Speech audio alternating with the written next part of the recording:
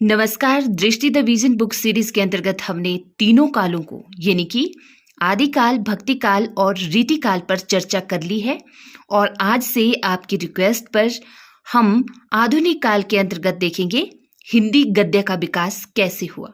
तो चलिए शुरू करते हैं आज की चर्चा। देखिए, हिंदी गद्य की परंपरा आदिकाल से ही मिलने लगती है। आधुनिक काल से पहले गद्य के 3 रूप हमें देखने को मिलते हैं: राजस्थानी गद्य, ब्रजभाषा गद्य और खड़ी बोली गद्य। और गद्य के इन तीनों रूपों में सबसे पुराना माना जाता है राजस्थानी गद्य को। और आदिकाल में ही हिंदी गद्य की निम्न पुस्तकें भी हमें देखने को मिलती है, जैसे कि कुबलय माला कथा, राउल बेल, उक्ति व्यक्ति प्रकरण और वर्ण रत्नाकर आदि। और इनका वर्णन हम आदिकाल वाले भाग में पहले भी देख चुके हैं, राइट। अब देखिए यहाँ पर राजस्थानी गद्य की प्रमुख रचनाएं कौन कौन सी रही और रचनाकार कौन कौन से रहे। चूंकि राजस्थानी गद्य को आधुनिक गद्य के अंतर्गत हम देख रहे हैं और यह सबसे पुराना गद्य भी हमें प्राप्त होता है। जैसे धनपाल कथा मिलती है 14वीं सदी में लिखी हुई, तत्व विचार 14वीं सदी में लिखी हुई, लेकिन इनके रचनाकार के बारे में कोई भी प्रमाण नहीं मिलता है। और उसी तरह पृथ्वी चंद्र चरित्र 1421 में लिखी हुई मिलती है माणिक्य चंद्र सूरी द्वारा। और पंचाख्यान 1847 ईस्वी में फतेह राम बैरागी द्वारा लिखी हुई रचना हमें मिलती है राजस्थानी गद्य की। और पृथ्वी चंद्र चरित्र को वाग विलास भी कहा जाता है, आपने याद रखना है। जो माणिक्य चंद्र सूरी की रचना है ना, पृथ्वी चंद्र चरित्र, उसे वाग विलास रचना के नाम से भी जाना जाता है। तो ये तो हो गया राजस्थानी गद्य। अब देखते हैं ब्रजभाषा गद्य का हमें कौन कौन सा साहित्य प्राप्त होता है। जैसे देखिए कि यहाँ पर विठल नाथ की रचना मिलती है श्रृंगार रस मंडन नाम से, और 84 वैष्णव की वार्ता और 252 वैष्णव की वार्ता मिलती है गोकुल नाथ द्वारा रची हुई। 17वीं सदी के उत्तरार्ध में रची हुई ये दोनों रचनाएं हैं। और नाभादास की अष्टयाम मिलती है और बैकुंठ मणि शुक्ल की मिलती है अगहन महात्म्य नाम से। इसी तरह सुरती मिश्र की बैताल पच्चीसी और प्रियदास की सेवक चरित्र, ये ब्रजभाषा की रचनाएं हैं। और लाला हीरालाल की आईने अकबरी की भाषा बचनिका तथा लल्लू लाल की राजनीति नाम से और माधव विलास नाम से रचनाएं प्राप्त होती हैं। और माणिक लाल ओझा की सोम वंशन की वंशावली, तो ये रचनाएं हमें मिलती है हिंदी गद्य के विकास यानी शुरुआती समय में ब्रजभाषा की। और इन रचनाओं का महत्वपूर्ण रोल रहा है हिंदी गद्य के विकास में। तो राजस्थानी गद्य भी देख लिया शुरुआती, और ब्रजभाषा गद्य भी देख लिया। अब देखिए यहाँ पर कुछ महत्वपूर्ण तथ्य कि रामचंद्र शुक्ल के अनुसार ब्रजभाषा गद्य का सर्वप्रथम प्रयोग गोरखपंथी योगियों ने संवत 1400 के आसपास किया था। और पृथ्वीराज रासो ग्रंथ में वचनिका शीर्षक के अंतर्गत उपलब्ध गद्य को डॉक्टर वीरेंद्रनाथ मिश्र ने ब्रजभाषा गद्य का प्राचीनतम रूप माना है, राइट। और यमुनाष्टक और नवरत्न स्टीक, ये विठलनाथ की अन्य प्रमुख रचनाएं भी हमें प्राप्त होती हैं गद्य की। उसी तरह से गोकुलनाथ की जो रचना है 84 वैष्णव की वार्ता और 252 वैष्णव की वार्ता, इसमें वैष्णव भक्तों और आचार्यों की महिमा को प्रकट करने वाली कथाएं लिखी गई हैं इन दोनों रचनाओं में। और अष्टयाम में भगवान राम की दिनचर्या का वर्णन हमें देखने को मिलता है, जो नाभादास की रचना है अष्टयाम। और बैकुंठ मणि शुक्ल ओरछा के महाराज जसवंत सिंह के आश्रित कवि थे, आपने याद रखना है, राइट। वही बैकुंठ मणि शुक्ल जिन्होंने अगहन महात्म्य के नाम से रचना लिखी है। तो ये हो गया राजस्थानी गद्य और ब्रजभाषा गद्य के बारे में प्रमुख तथ्य। अब देखेंगे हम खड़ी बोली गद्य को, कि शुरुआती समय में हमें खड़ी बोली में कौन सा गद्य देखने को मिलता है। तो देखिए दक्षिणी हिंदी गद्य का विकास कैसे हुआ। खड़ी बोली गद्य का प्रारंभिक रूप हमें दक्षिणी हिंदी के रूप में ही देखने को मिलता है। इसे साहित्यकारों ने हिंदी, हिंदवी, देहलवी, दक्षिणी या फिर जवाने हिंदुस्तान आदि नामों से पुकारा है। जैसे कि प्रोफेसर एहतेशाम हुसैन ने दक्षिणी हिंदी के संबंध में लिखा कि इस भाषा में पंजाबी, हरियाणी और खड़ी बोली का मेल मिलता है। यह ब्रज भाषा के प्रभाव से भी बची न थी, और सबसे बड़ी बात यह थी कि इसमें अरबी फारसी के अनेक शब्द भी सम्मिलित हो गए थे। इतिहास से पता चलता है कि आरंभ में उन्होंने उसी भाषा से काम चलाया, यहाँ तक कि वह उन्नति करके साहित्य की भाषा बन गई और साहित्यकारों ने उसको कभी हिंदी तो कभी जवाने हिंदुस्तान और कभी दक्षिणी कहकर पुकारा। राइट। और दक्षिणी हिंदी के प्रमुख रचनाकार कौन कौन से रहे देखिए, जैसे कि ख्वाजा बंदा निवाज गेजूस राज हैं।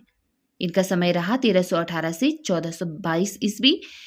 इन्होंने जो रचनाएं रची जैसे कि मेराजुल आशकीन, शिकारनामा, तिलावतुल वजूद और हिदायतनामा तथा रिसाला सहबाराया जिसे कि बारामासा के नाम से भी जाना जाता है। तो ये ख्वाजा बंदे निवाज गसूद राज की रचनाएं हैं। उसी तरह से दक्षिणी हिंदी के रचनाकार हैं नेक्स्ट मुल्ला बजही। इन्होंने रचनाएं रची सबरस और कुतुब मुश्तरी नाम से। और मोहम्मद अली कुतुब शाह ने कुलियाते कुली कुतुब शाह और हुसैन अली खान ने लिखी चार दरवेश रचना। तो देखिए दक्षिणी हिंदी गद्य के ये प्रथम लेखक माने जाते हैं, ये तीनों चारों। ओके। और आपने बात याद रखनी है कि मेराजुल आशकीन को दक्षिणी गद्य की प्रथम पुस्तक माना जाता है। इसमें सूफी धर्म का उपदेश हमें देखने को मिलता है। मेराजुल आशकीन ख्वाजा बंदे निवाज गसूद राज की रचना है जिसे कि दक्षिणी गद्य की प्रथम पुस्तक माना जाता है। तो प्रश्न बनता है कि दक्षिणी गद्य की प्रथम पुस्तक कौन सी है, तो मेराजुल आशकीन। और साथ ही उर्दू साहित्य की प्रथम गद्य रचना कौन सी है, सबरस, जो मुल्ला बजही की रचना है। ओके। इसमें क्या है, इसमें तसव्वुफ के सिद्धांतों को प्रतीकात्मक शैली में व्यक्त किया गया है। और चार दरवेश फारसी की रचना है जिसका अनुवाद दक्षिणी हिंदी में हुसैन अली खान ने अपने पुत्रों के लिए किया था। तो ये महत्वपूर्ण रचनाएं हैं जिनका कि हिंदी गद्य के विकास में महत्वपूर्ण रोल रहा है। अब आगे देखते हैं हम। देखिए यहाँ पर कि गुरुमुखी लिपि में खड़ी बोली गद्य का विकास कैसे हुआ। कुछ रचनाकारों ने गुरुमुखी लिपि में खड़ी बोली गद्य को लिखा है और उनका और उनकी रचनाओं का परिचय यहाँ पर दिया गया है। जैसे कि देखिए रचनाकार हैं जिनका नाम है सोढ़ी मिहरी वानू। इन्होंने सच्चू शन पोथी नाम की रचना लिखी है। हरिजी जो सोढ़ी मिहरू वानू के पुत्र थे, उन्होंने गुरु मिहरू वानू और पोथी हरिजी लिखी है। और इसी तरह से दयालु अनेमी, इन्होंने अवगत उल्लास, अष्टावक्र भाषा और गीता भाषा जैसी रचनाएं लिखी हैं। और सोहड़ी मिरुवानू ने सचुषंड पोथी में गुरुवाणी की व्याख्या की है। ये इस तरह के अजीब से नाम आपको इसीलिए लग रहे हैं क्योंकि ये गुरुमुखी लिपि में खड़ी बोली का विकास देख रहे हैं हम। राइट। गुरुमुखी लिपि में इस तरह के शब्द प्रयोग में लाए जाते हैं और ये खड़ी बोली का ही आधुनिक रूप रहा है। अब देखिए खड़ी बोली गद्य की प्रारंभिक रचनाएं और रचनाकार जो कि महत्वपूर्ण है। जैसे आपसे पूछा भी जाता है कि कवि गंग किस काल के रचनाकार रहे हैं, तो अकबर के समकालीन रचनाकार रहे हैं कवि गंग। और इन्होंने लिखी है चंद छंद वर्णन की महिमा।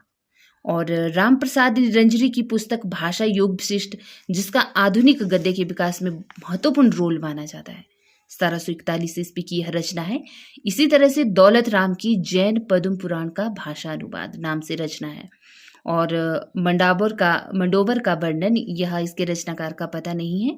और मथुरा प्रसाद शुक्ल की है पंचांग दर्शन, लल्लू लाल की प्रेम सागर, सदल मिश्र की नासिकेतोपाख्यान और इंशा अल्लाह खान की रानी केतकी की कहानी तथा सदा सुखलाल की सुख सागर रचना है। यहाँ पर इनके समय भी दे रखा है, रचना वर्ष, तो आप इनको यहाँ से याद रख सकते हैं। राइट। इन सब रचनाओं का खड़ी बोली गद्य के विकास में महत्वपूर्ण रोल रहा है और यही रचनाएं खड़ी बोली गद्य की प्रारंभिक रचनाएं भी मानी जाती हैं और अक्सर पूछी भी जाती हैं। इसके अलावा सदा सुख लाल की जो रचना है जैसे कि सुख सागर है और मुंद खबुद वारिक है, ये खड़ी बोली में ही रची गई है। सुख सागर में इन्होंने विष्णु पुराण को आधार बनाकर सुख सागर की रचना की है और मुंद खबुद वारिक में इन्होंने बुद्धि प्रकाश पत्रिका नरूल बाजार का हिंदी रूपांतरण किया है। ओके। उसी तरह से रानी केतकी की कहानी, जिसका दूसरा नाम है उदयभान चरित, जो इंशा अल्लाह खान की रचना है, ये भी खड़ी बोली में ही है। और इसमें हिंदी की पहली मौलिक लिखित गद्य कथा, जिसे खड़ी बोली गद्य साहित्य में लौकिक श्रृंगार में प्रेम आख्यानक परंपरा का सूत्रपात माना जाता है, यह शैली में हास्य प्रधान है। यानी कि आपने याद रखना है कि जो रानी केतकी की कहानी है ना, यह हास्य प्रधान शैली में लिखी हुई रचना है खड़ी बोली में, और इसे हिंदी की पहली मौलिक लिखित गद्य रचना माना जाता है, गद्य कहानी माना जाता है। ओके। और लल्लू लाल की सिंहासन 32, बेताल 25, माधवनल, राजनीति, प्रेम सागर, लताइफ ई हिंदी, शकुंतला नाटक, ब्रजभाषा व्याकरण, सभा विलास, माधव विलास और लाल चंद्रिका, तो ये लल्लू लाल की प्रमुख रचनाएं रही हैं। ओके। आपने यहाँ पर याद रखना है कि जो सिंहासन 32 है खड़ी बोली में, उसमें काजिम अली की सहायता से इन्होंने ब्रजभाषा अनुवाद का खड़ी बोली में अनुवाद किया है, और जो दूसरी है बेताल 25, उसमें संस्कृत के कवि शिवदास की रचना से कथा ली है इन्होंने और मजहर अली के साथ मिलकर इसका अनुवाद किया है। और साथ ही जो इनकी राजनीति रचना है लल्लू लाल की, उसमें हितोपदेश की कहानियों का अनुवाद किया है इन्होंने। और प्रेम सागर में, प्रेम सागर या नागरी दशम चतुर्भुज मिश्र द्वारा ब्रजभाषा में अनुवाद किया है, और भागवत पुराण के दशम स्कंद खड़ी बोली में अनुवाद है इसमें। प्रेम सागर में भागवत पुराण के दशम स्कंद का वर्णन किया है, और प्रेम सागर को नागरी दशम के नाम से भी जाना जाता है। बस आपने इतना याद रखना है। उसी तरह से इनकी लताइफ ही हिंदी रचना है, इसे लल्लू लाल ने बजुवानी रेखता कहा है, और यह खड़ी बोली ब्रज और हिंदुस्तानी भाषा की 100 लघु कथाओं का संग्रह है। और ब्रज भाषा व्याकरण, यही लल्लू लाल की मौलिक रचना मानी जाती है। राइट। माधव विलास के बारे में आपने याद रखना है, ब्रज भाषा में यह है, और यह एक चंपू काव्य है। 19वीं शताब्दी के सामाजिक जीवन का इसमें चित्रण मिलता है। तथा जो लाल चंद्रिका है लल्लू लाल की, यह बिहारी सतसई की टीका है, इन्होंने लिखी है ना। बाकी आपने कंफ्यूज नहीं होना है, इसमें जितनी भी ये बातें हैं मैंने प्रश्नोत्तरी के जरिए आपके सामने ऑलरेडी रख चुकी हूँ। बट आपको इस बुक का कंटेंट चाहिए था, तो इसलिए आप देख सकते हैं। और वैसे भी प्रश्नोत्तरी के जरिए ये सारे मैंने आपको क्लियर करवा दिए हैं। तो चलिए आगे देखते हैं अब। सदल मिश्र ने नासिकेतोपाख्यान, जिसे चंद्रावली के नाम से भी जाना जाता है, खड़ी बोली में रचना रची है, और इसकी रचना यजुर्वेद के आधार पर इन्होंने कठोपनिषद में वर्णित नचिकेता प्रसंग की कथा को आधार बनाकर रची है। इसके साथ ही रामचरित्र में इन्होंने अध्यात्म रामायण पर आधारित होकर रची है, और हिंदी पार्शियन वोकैबुलरी की रचना भी की है सदल मिश्र ने। तो बस आपने इतना याद रखना है कि हिंदी खड़ी बोली के गद्य के विकास में इन चारों लेखकों का, सदल मिश्र, लल्लू लाल, इंशा अल्लाह खान और सदा सुख लाल, इन चारों का महत्वपूर्ण रोल रहा है, और इन चारों के बगैर हिंदी गद्य का विकास संभव भी नहीं माना जाता। शुरुआती समय में इन्हें ही महत्वपूर्ण माना जाता है। राइट। तो ये हमने देखे राजस्थानी गद्य, ब्रजभाषा गद्य और खड़ी बोली गद्य के शुरुआती रचनाकार और उनके द्वारा रची रचनाएं। अब जान लेते हैं इन चारों के बारे में। जैसे कि यहाँ पर देखिए, आचार्य शुक्ल के अनुसार खड़ी बोली गद्य के विकास के आरंभिक चरण से संबंध ये 4 महानुभाव माने जाते हैं। मुंशी सदा सुख लाल नियाज संस्कृत मिश्रित हिंदी को उर्दू वाले भाषा कहते थे, जिसका चलन उर्दू के कारण कम होते देख मुंशी सदा सुख लाल ने क्या किया, इसका खेद प्रकट किया, इस तरह से लिखे कि रस्म और रिवाज भाषा का दुनिया से उठ गया।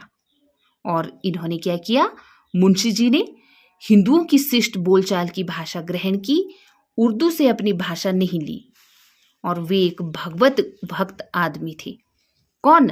मुंशी सदा सुख लाल नियाज, याद रखना है आपने। और इंशा अल्लाह खान, इंशा का उद्देश्य ठेठ हिंदी लिखने का था, और जिसमें हिंदी को छोड़कर और किसी बोली का पुट न रहे। इन्होंने अपनी भाषा को 3 प्रकार के शब्दों से मुक्त रखने की प्रतिज्ञा की। बाहर की बोली अर्थात अरबी, फारसी और तुर्की, गंवारी जैसे कि ब्रज भाषा और अवधी भाषा, और भाखापन यानी कि संस्कृत के शब्दों का मेल। इन तीनों का ये मेल नहीं रखना चाहते थे अपनी भाषा में, अपनी बोली में। इन तीनों से मुक्त रखना चाहते थे, और इन्होंने मुक्त रखने की प्रतिज्ञा भी ली। और क्या किया इन्होंने, इंशा ने भाखापन और मुअल्लापन दोनों को दूर रखने का प्रयत्न तो किया, पर दूसरी बला किसी न किसी सूरत में कुछ लगी ही रही।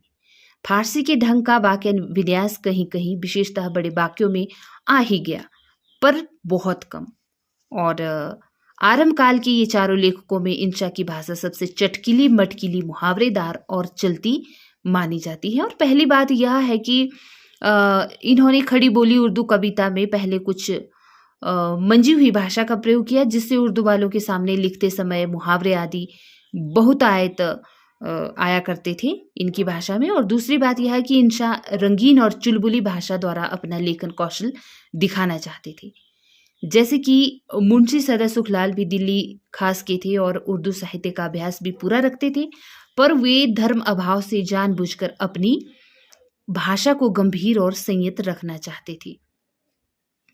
और सानुप्राय विराम भी इंशा के गद्य में बहुत स्थलों पर देखने को मिलते हैं।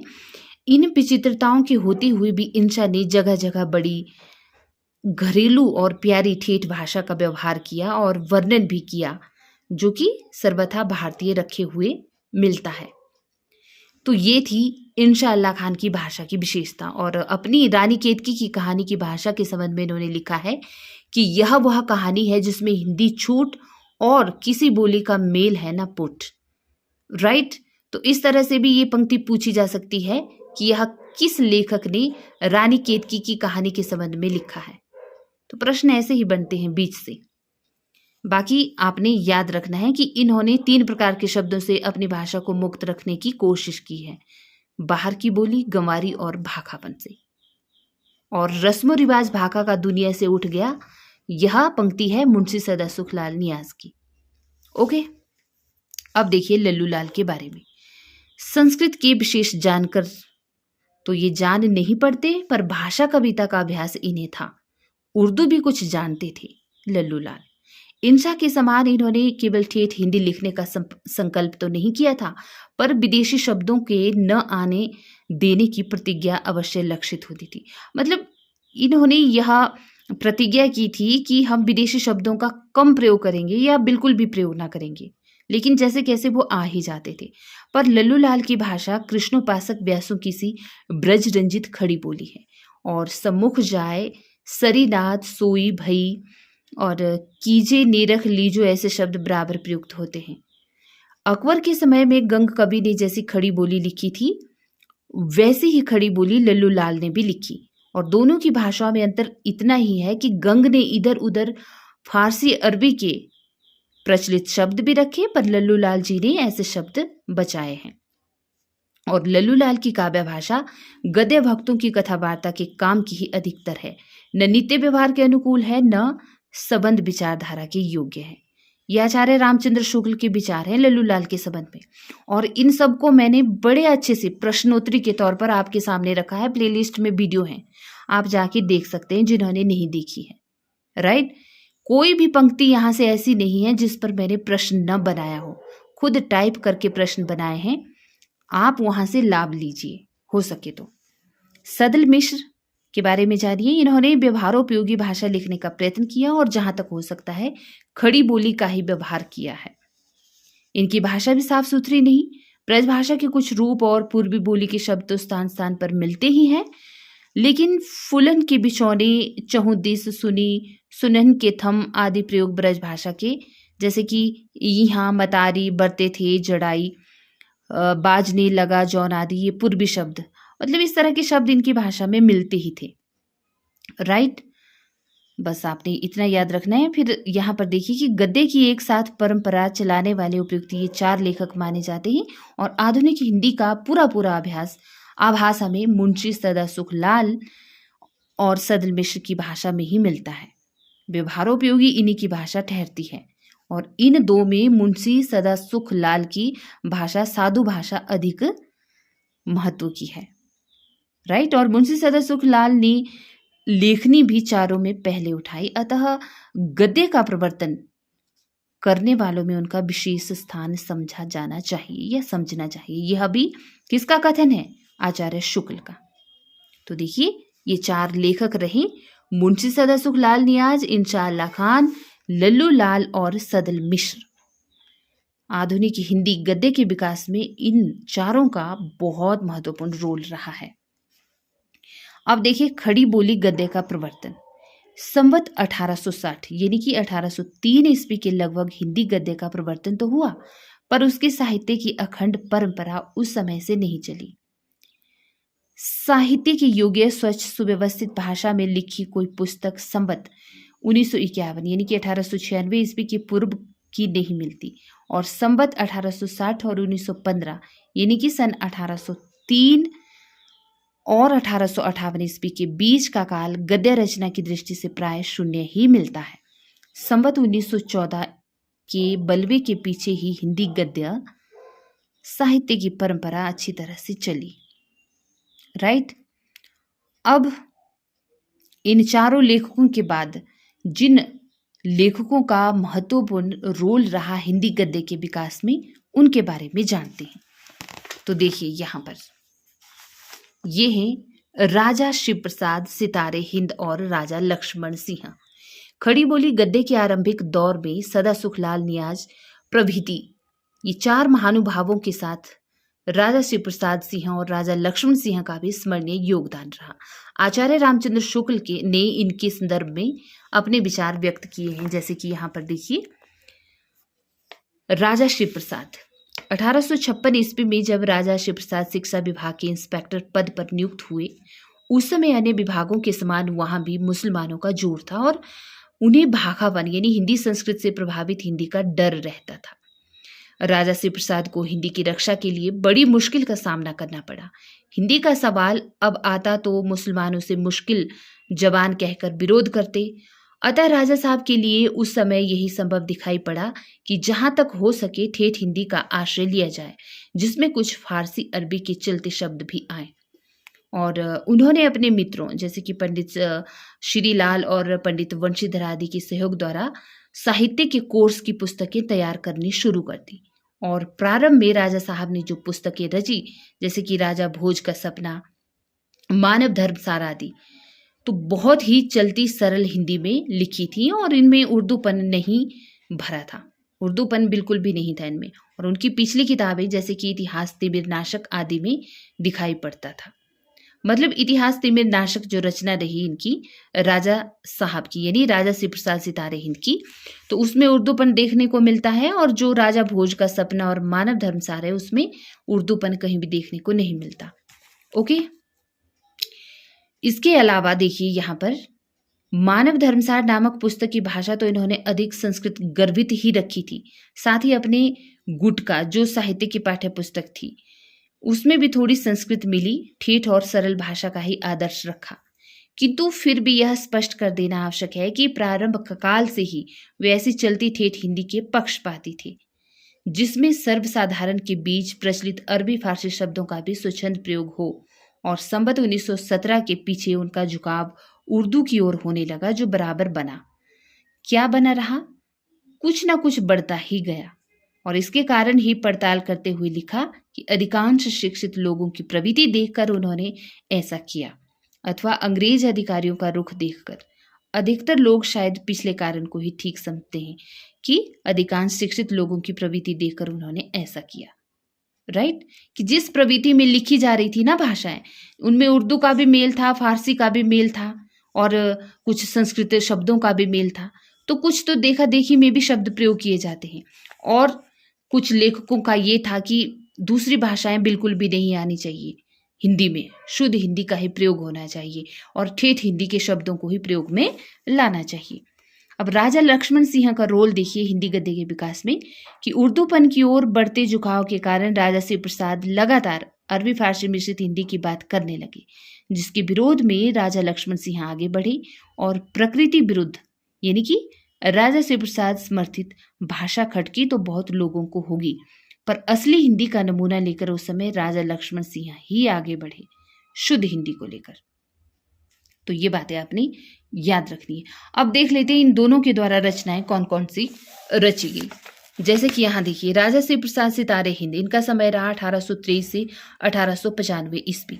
इन्होंने राजा भोज का सपना, आलसियों का कोड़ा, इतिहास तिमिरनाशक, मानव धर्मसार जो भाषा का इतिहास है जिसमें, और वीर सिंह का वृतांत, उपनिषद सार जिसमें भारत के पुराने राजाओं का हाल बताया है, और भूगोल हस्तामलक, और बामा मनोरंजन। बामा मनोरंजन में सिखों का उदय और अस्त बताया है इन्होंने, राजा श्री प्रसाद सितारे हिंद ने। तो इन्होंने ये रचनाएं रची, राइट। और राजा लक्ष्मण सिंह, इनका समय रहा 1826 से 1896। इन्होंने शकुंतला, रघुवंश, कालिदास की रचना का अनुवाद किया रघुवंश नाम से, और मेघदूत, ये 3 रचनाएं इन्होंने रची। तो इन दोनों का भी महत्वपूर्ण रोल रहा है हिंदी गद्य के विकास में, राइट। अब यहां पर देखिए, यह संग्रह पुस्तिका है जो स्कूली बच्चों के लिए लिखी गई थी, ये बात आपने याद रखनी है। श्री प्रसाद सितारे हिंद भारतेंदु के गुरु थे, महत्वपूर्ण बात, और प्रश्न भी बनता है कि भारतेंदु के गुरु कौन थे, तो शिव प्रसाद सितारे हिंद भारतेंदु के गुरु थे। इसके साथ ही फिर आपने याद रखना है फोर्ट विलियम कॉलेज का महत्व, जो कि मोस्ट इंपॉर्टेंट है। इन रचनाकारों के साथ फोर्ट विलियम कॉलेज का भी महत्वपूर्ण रोल रहा है हिंदी गद्य के विकास में। देखिए, खड़ी बोली गद्य के विकास में जिन संस्थाओं ने महत्वपूर्ण भूमिका अदा की, उनमें से एक फोर्ट विलियम कॉलेज भी था। फोर्ट विलियम कॉलेज की स्थापना 1800 ईस्वी में मार्कबिस वेलेजली ने की थी। सदल मिश्र और लल्लू लाल इस कॉलेज से संबंधित थे, और जॉन वॉर्थविक गिलक्राइस्ट को गिलक्राइस्ट के संक्षिप्त नाम से भी जाना जाता है। सभी के प्रश्न बनाए हैं मैंने, एक एक पंक्ति का प्रश्न बनाकर मैंने आपके सामने ऑलरेडी रख चुकी हूं प्लेलिस्ट में। गिलक्राइस्ट ने 19 ग्रंथों की रचना की। A dictionary of English and Hindustani इनकी प्रमुख कृति मानी जाती है। A grammar of Hindustani language में गिलक्राइस्ट ने हिंदी, उर्दू, रेख्ता और हिंदुस्तानी को समानार्थी माना है। गिलक्राइस्ट के अनुसार खड़ी बोली की 3 शैलियां हैं, दरबारी या फारसी शैली, हिंदुस्तानी शैली और हिंदवी शैली। और हिंदुस्तानी शैली को गिलक्राइस्ट ने the grand popular speech of Hindustan कहा है या कहते थे, राइट। तो ये फोर्ट विलियम कॉलेज का महत्व। साथ ही इसमें आपने याद रखना है कि 1809 ईस्वी में विलियम कैरे ने बाइबल का हिंदी अनुवाद किया नए धर्म नियम शीर्षक नाम से, और 1809 में ही हेनरी मार्टिन ने बाइबल का अनुवाद हिंदी तथा उर्दू दोनों भाषाओं में किया। खड़ी बोली हिंदी गद्य के विकास में पत्र एवं पत्रिकाओं की भी महती भूमिका रही है, जिसका विस्तृत परिचय हिंदी पत्रकारिता वाले खंड में दिया गया है। हम देखेंगे इसको भी, राइट। तो ये रोल रहा है फोर्ट विलियम कॉलेज का। तो आज हमने क्या क्या देखा हिंदी गद्य के विकास के अंतर्गत? हमने देखा राजस्थानी गद्य, ब्रजभाषा गद्य और खड़ी बोली गद्य का क्या विकास रहा, क्या योगदान रहा, कौन कौन सी शुरुआती रचनाएं और रचनाकार हुए, और साथ ही मुंशी सदा सुखलाल नियाज, इंशाअल्लाह खान, लल्लू लाल, सदल मिश्र, राजा श्री प्रसाद सितारे हिंद, राजा लक्ष्मण सिंह और फोर्ट विलियम कॉलेज का क्या योगदान रहा। ओके, तो यहां तक आप समझ गए होंगे, और प्ले लिस्ट में जरूर इस वीडियो को देखने के बाद प्लेलिस्ट में पड़ी वीडियो जरूर देखिएगा, जिसमें मैंने इन सब बातों को प्रश्नोत्तरी के जरिए आपके सामने रखा है। और नेक्स्ट वीडियो में हम देखेंगे फिर उपन्यास विधा को, इस पर चर्चा करेंगे, क्योंकि आधुनिक गद्य विधा में उपन्यास, कहानी, निबंध, नाटक ये सब आते हैं, है ना। तो नेक्स्ट वीडियो पर चर्चा करते हैं। नमस्कार।